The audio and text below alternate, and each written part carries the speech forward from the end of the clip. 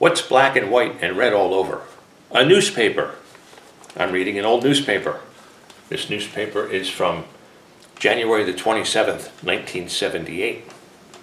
And on this page are the personals, and on the back of the page are movies that you could have seen in 1978. So I'm reading some of these personals. Here's a guy, he's a businessman. He loves kids, sailing, and flying, and would like to meet a lady. Because you can't meet any ladies when you're flying or boating. But he says he loves flying and sailing. He doesn't say he actually does any of it. You know, I love to do a lot of things I never do too.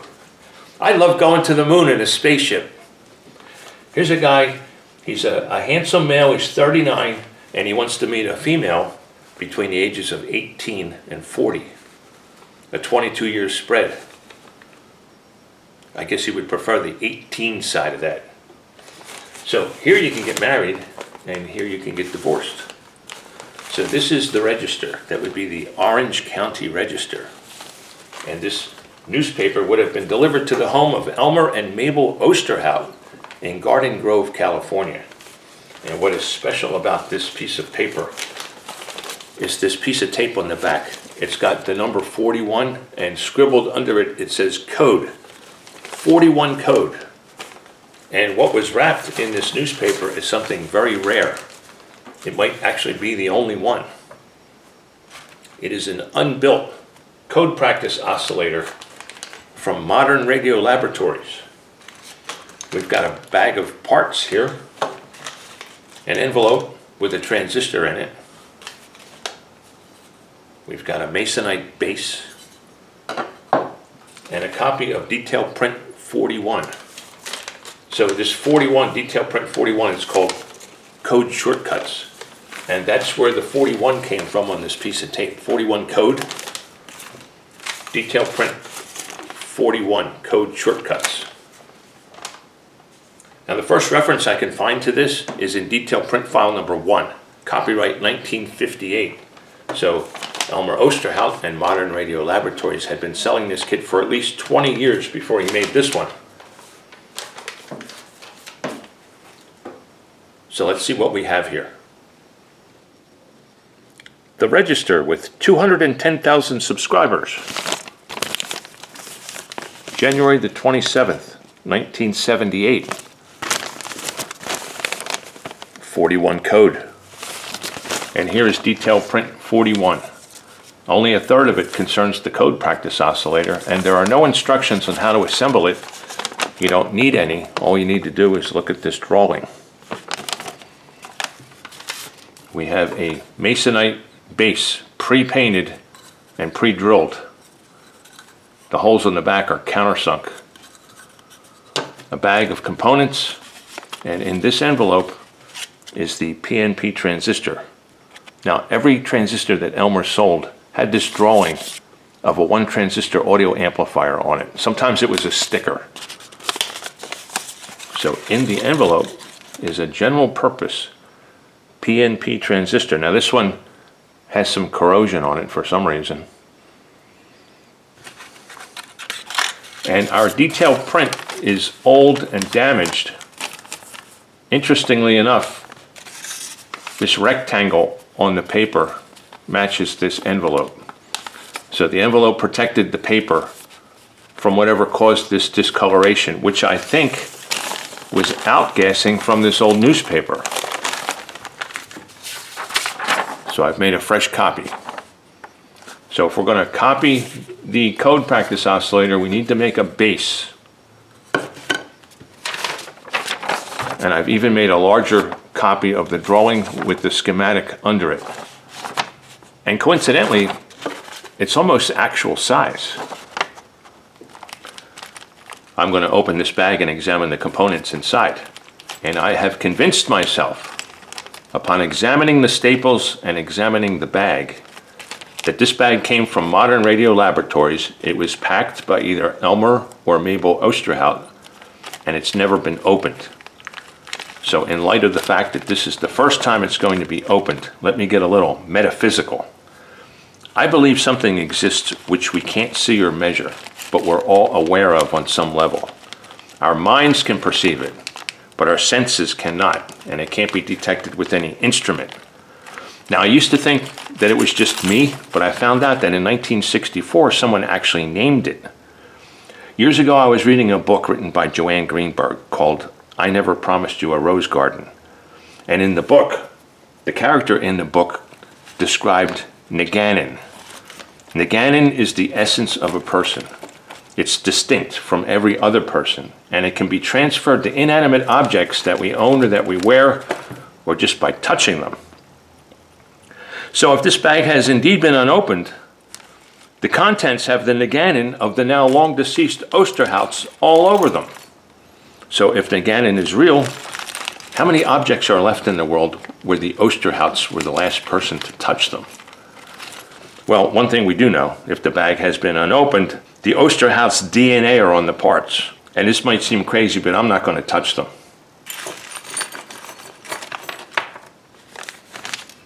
All right, we have one Modern Radio Laboratories battery holder, which we don't need for this kit. We've got 3 resistors, 1K, 2K, and 25K. Now, is that Elmer's handwriting or is that Mabel's handwriting? I'll bet you that's Mabel's handwriting because it's not scratchy enough to be Elmer. There's the tone control, the knob for the tone control. Here's something I wanted to look at, this bracket. If we're going to copy this, we need to make this bracket. We've got some hookup wire, some solder, a terminal strip, 2 capacitors, a piece of spaghetti to insulate the leads on the transistor. We've got some fan stock clips and some screws and lock washers and nuts. And look at these little soldering lugs. I don't have any soldering lugs that look like that. So if we're going to make a copy of this, we need to make a base. We need to make this bracket. And we need to come up with some little soldering lugs.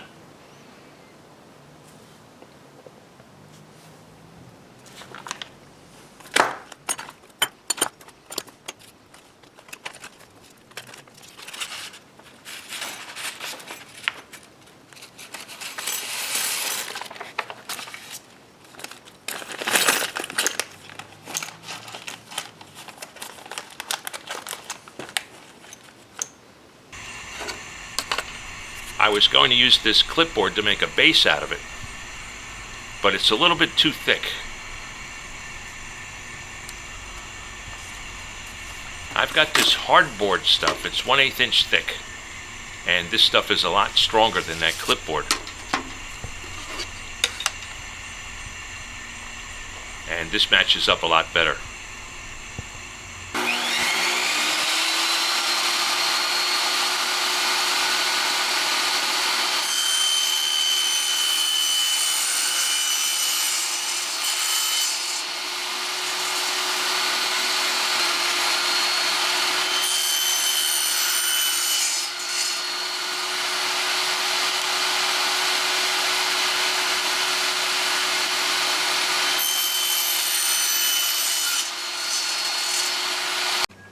This drill press is the cheapest drill press you can buy on Amazon. It sort of works okay for what I need it for, and I knew that when I bought it. But in retrospect, I should have put another 50 bucks into it. The problem is that this chuck wobbles ever so slightly, and it becomes very apparent when you use a large diameter drill bit. It's got some nice features. It's quiet. You can vary the speed of the motor. And if that's not enough, you can pull this cover off. And you can move this belt to a different diameter pulley and change the speed. But the lever that they gave you to pull down on didn't fit in here. So I need to use this screwdriver. Well, I guess it's good enough for what I need it for. Let's give it a try. I've got this all set up to drill through both of these, but I'm having a problem seeing the pencil marks. So I went over it with a Sharpie, and I'm having trouble seeing that. So I put little dings in it, and I'm having trouble seeing the dings. So I'm just going to tape the template onto it and then drill the holes. I wonder where they made this. I wonder where they made the label. All right, well, here we go. We'll fire it up. Where's my screwdriver? Here we go. Oh, let's do this first. Let's pull this down to make sure we've got the drill bit in the right spot. Okay, that looks good.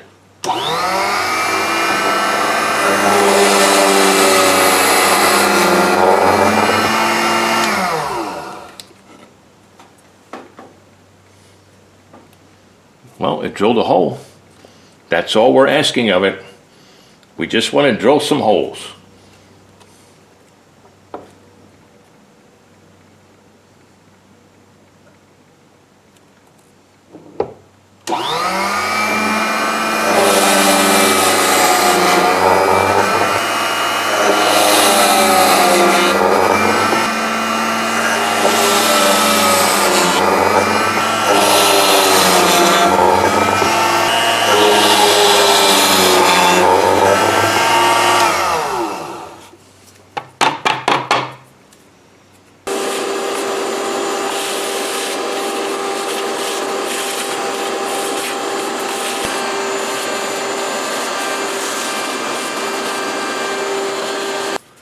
Well, we have two reasonable facsimiles of the base. It's very close to Elmer's base. And now it's time to countersink the holes on the back. And I've put a piece of tape on the backs because I'll countersink the wrong side and either ruin the base or have to make a mirror image of the code practice oscillator, which might be interesting. I'm going to use this worn out bit in a Dremel to countersink the hole. And when I get done, it has to fit this screw. Normally, I really like the way burning stuff smells, but whatever this stuff is, it really stinks bad when it starts to smoke.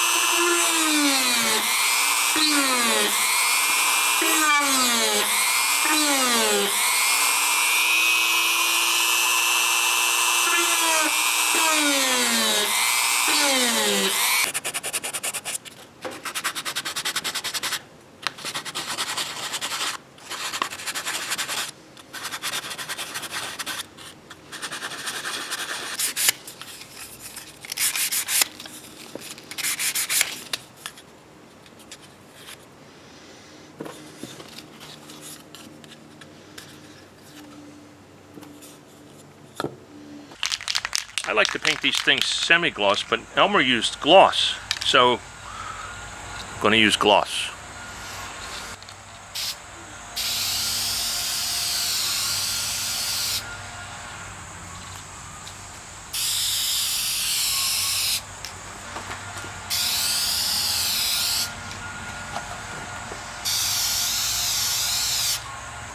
See, it's hard to get an even gloss coating. I don't want to put it on too thick.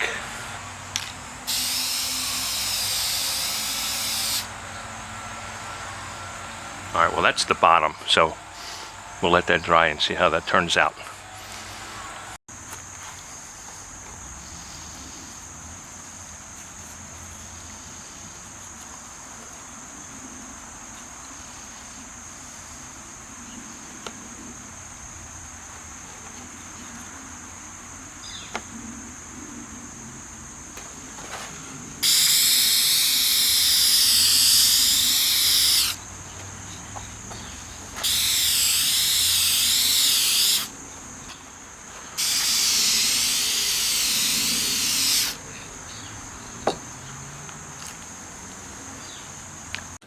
These bases turned out pretty nice. There's a bit of a texture in the paint that you can see when the light hits it just right. But so does Elmer's. Elmer's has the texture of the masonite that he used. I did not use masonite, so my panels are not going to be exact duplicates. Nothing in this project is going to be an exact duplicate because I'm not Elmer Osterhout. I'm looking at this parts list and there are a couple of things on here that confuse me. 50 megohm volume control, and then down here a 2 megohm resistor and a 25 megohm resistor. And that doesn't make any sense. Well, it turns out that Elmer used the archaic Roman numeral M, meaning 1000. So it's a 50K volume control, 2K and 25K. He even has it in the picture. Here's 2M and 25M. Why he did that, we'll never know. The other confusing thing is the bracket. It's 1 by 1/2 by 1.5. Well, what does that mean? It can't be a 1/2 inch thick. It's 1 inch wide, it's 1.5 inches long, and there's a 90-degree bend in it, and then there's another 1/2 inch in length. So it's actually 1 by 2 with a bend in it at a 1/2 inch. The bracket in the bag of components was not 1 inch wide, it was 3/4 of an inch wide. So when we make our bracket, it's going to be 0.75 by 2 with a bend in it at 1/2 inch. I just got back from Ace Hardware, where I attempted to buy a 3/4 inch wide piece of steel bar stock, but they didn't have any that were the right thickness. I came back with this 1/16 inch thick piece of aluminum. It's 3/4 of an inch wide and 4 feet long. Now this is thicker than what Elmer used, but I think because it's aluminum it'll be easier to cut and to drill. I also bought some screws because all my screws are mismatched. And this way, if you look at the bottom of the code practice oscillator, they'll all be the same.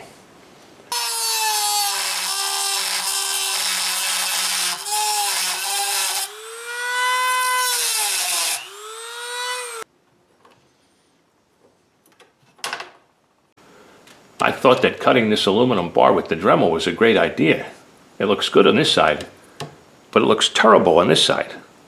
So I ended up going down into the basement and I used a miter box and a hacksaw with much better results. It was even one of those junky yellow plastic miter boxes you're supposed to throw away when you get done. Every time you use one of those things, the slot gets wider and your miter becomes inaccurate. I kept an eye out for any yellow sawdust while I was cutting the aluminum. So I did not throw the miter box away, and it lived to miter another day, namely today. Now, if I can just drill some holes in these things accurately, we'll have a couple of brackets.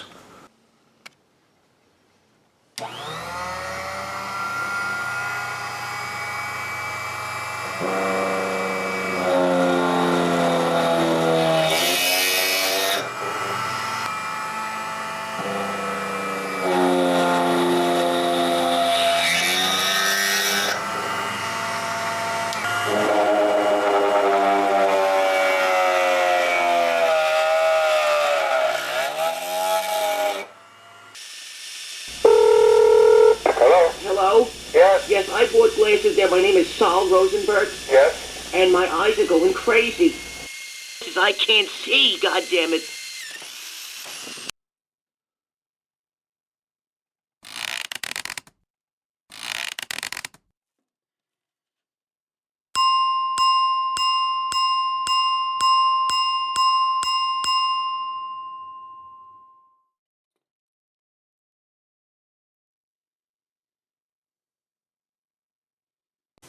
We've got some brackets. They didn't turn out too bad, but they're not perfect. I try to make them perfect, but it never turns out to be perfect. I wanted them to look like a machine stamped them out. So I need either better tools or more skill. 'Tis a poor carpenter who blames his tools. As those chaps from Monty Python's Flying Circus would say, we now have a thing on top of another thing. Unfortunately, I don't have any more things to put on top of the thing. So I'll have to place a few orders online and get some more things to put on top of the thing. This year, our members have put more things on top of other things than ever before.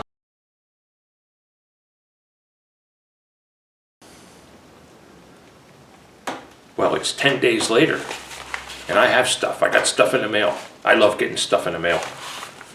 I got stuff from all over the place. You know, today was the last day of summer. Fall started about 2.5 hours ago. And the forecast for the rest of the week is for rain, 5 days of rain.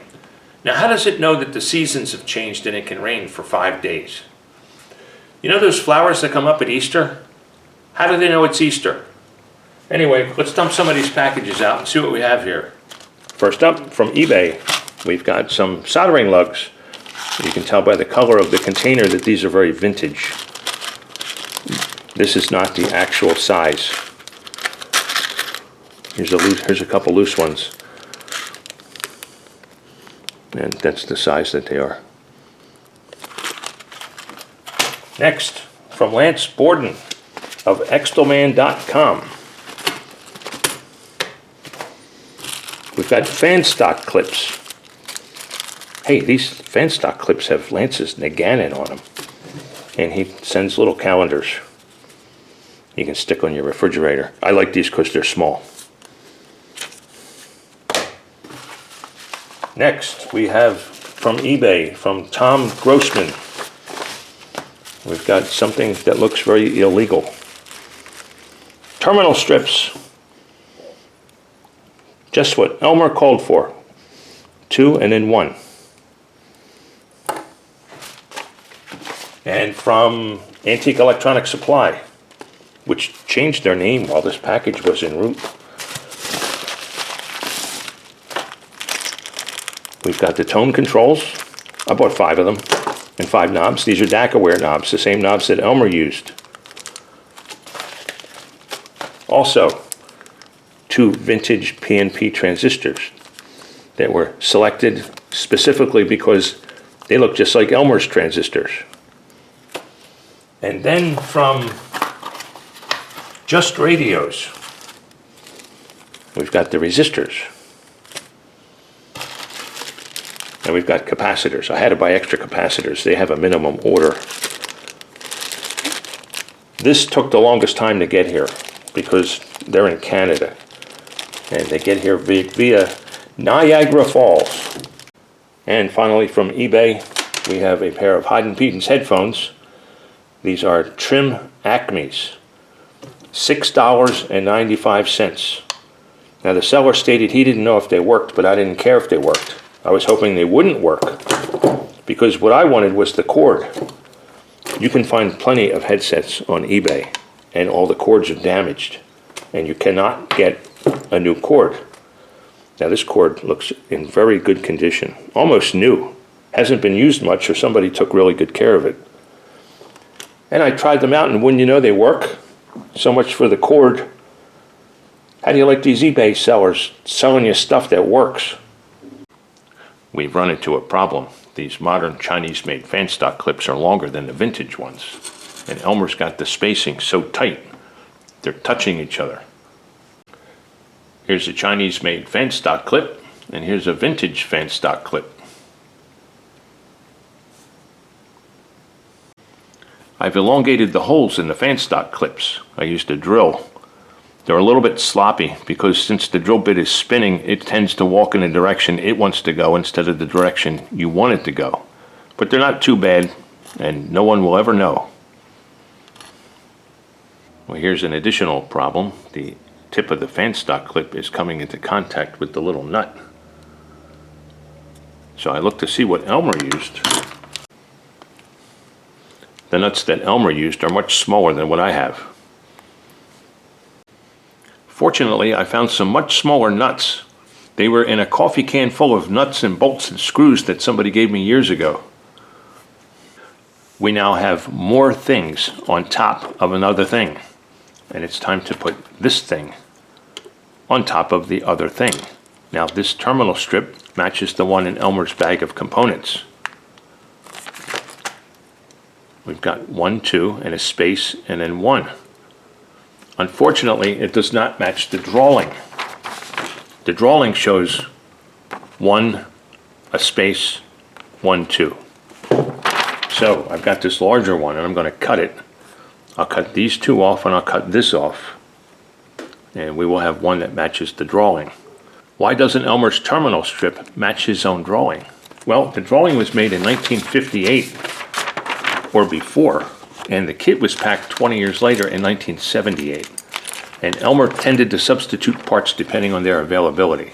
Now, there's nothing wrong with using this, but I want mine to match the picture. Now, the hole in my bracket that I so carefully drilled doesn't match up with the tab in the tone control. If I insert this control so that the tab goes through the hole, these terminals are on the right side, they belong on the left side. Well, since I have 5 of these, I have 2 options.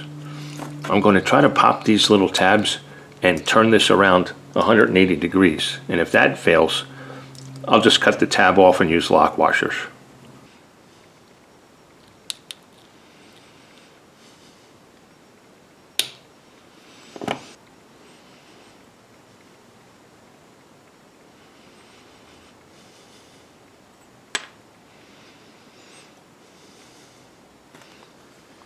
Well, that's not going to work. Taking those tabs off does not turn this tab around. So, if we grab it, this is pretty like brittle metal, and just like that it'll break off. Now for some lock washers. Where are the lock washers? There are no Lock washers. Jesus Christ, I am in a crisis here. I need some help. I need someone that can look around the house, and when there are no Lock washers. go to the goddamn store and buy some. Lock washers.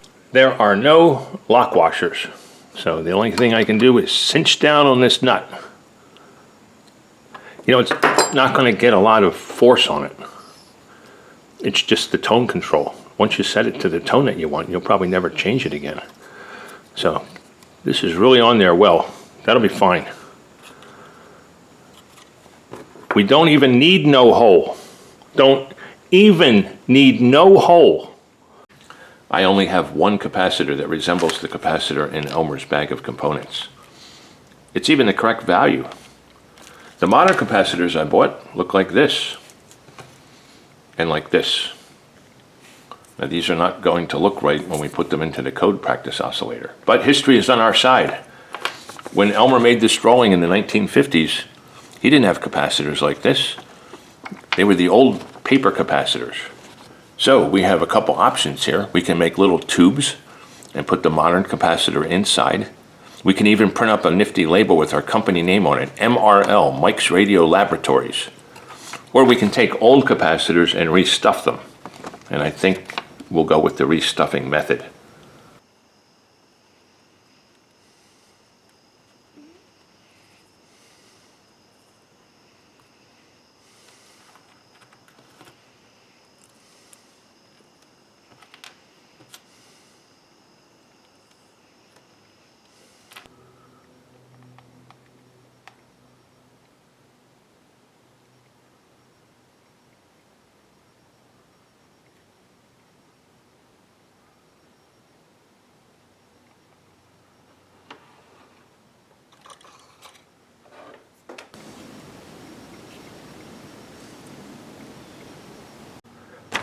I'm about to solder this transistor in, and I've been scrutinizing this drawing, and I've been wondering, did Elmer push this over into the corner to make it easier to see in the drawing where the transistor is connected?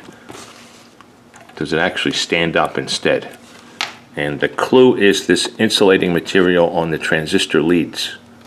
So the transistor does actually get pushed over into the corner. Ladies and gentlemen, we introduce to you the modern Radio Laboratories Code Practice Oscillator. It works. It's a code practice oscillator. This is my code key. And I'll let you hear what I'm hearing in these headphones, I think.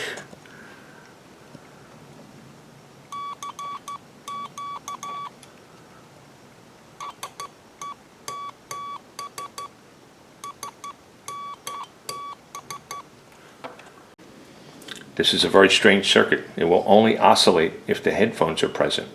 And normally you can trick the circuit into thinking the headphones are there by putting a 10K resistor across the terminals. Now I wanted you to hear what I'm hearing with this external amplifier, and I couldn't get it to work, even though it has a setting to put 10K right across the input. But I found out that if you put the headphones in series with the amplifier, it works fine. Now here's the schematic. Here's the key. The key just closes a switch to your negative battery terminal. So with the key down, there's a connection between the negative battery terminal through the tone control, through the headset to the collector of the transistor. Normally you can remove the headset and put the resistor across here, but in this case it doesn't work.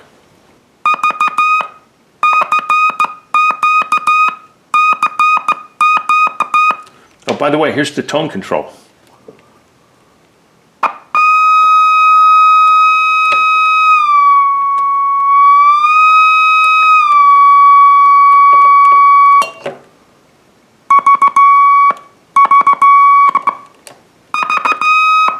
Now, if you turn it down too far, it stops oscillating. Or we just can't hear it. So what we need is a real key. Let's see if we can find one. This is the code key I had when I was a teenager. It hasn't been used in 52 years.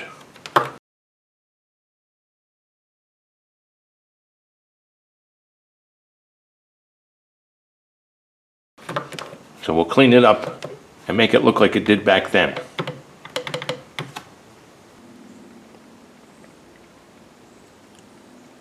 Look at this, the shaft of this 1/4-inch plug is split. I've never seen anything like that before. I guess it happened when it froze in the garage. It won't fit into this jack anymore.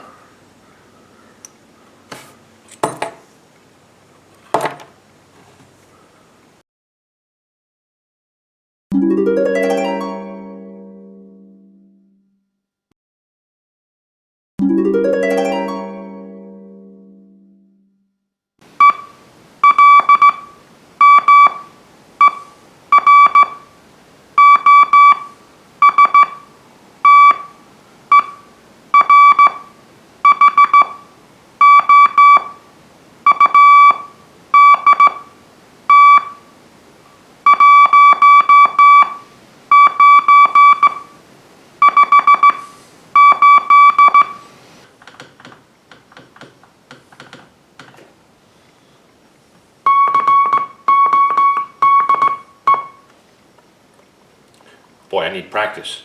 It's a weird feeling sending code on this key after half a century. But you know, I bet I could master it, like in 1 minute flat. Let's give it a try. Let me send some of this here detailed print.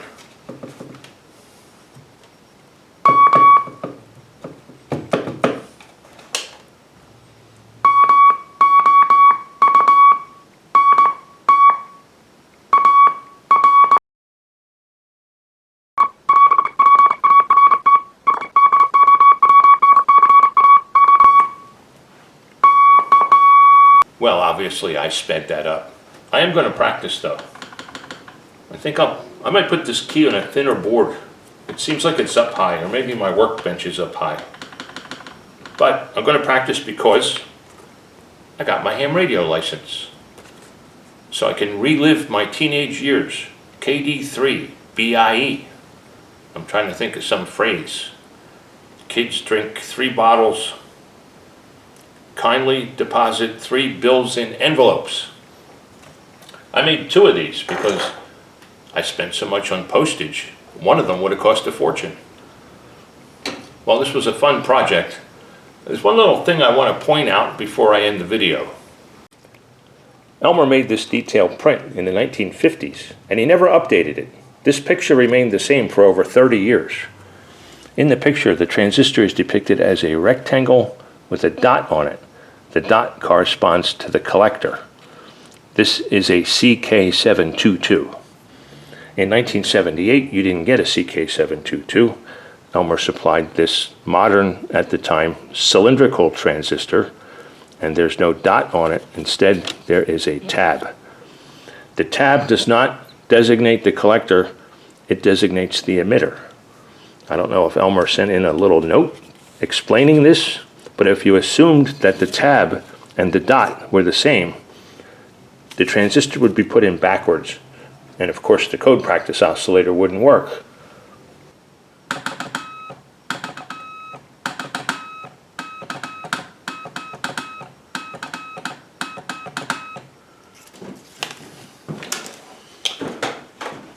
Well, thanks for watching this video.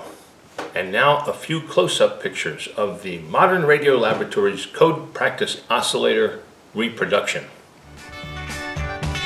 Got your cable just today, kill my groove, I've got to say.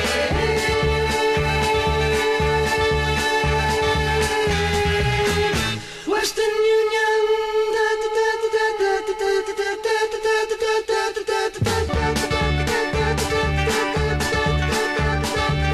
Now you've gone away, and how it's sad to say you've gone.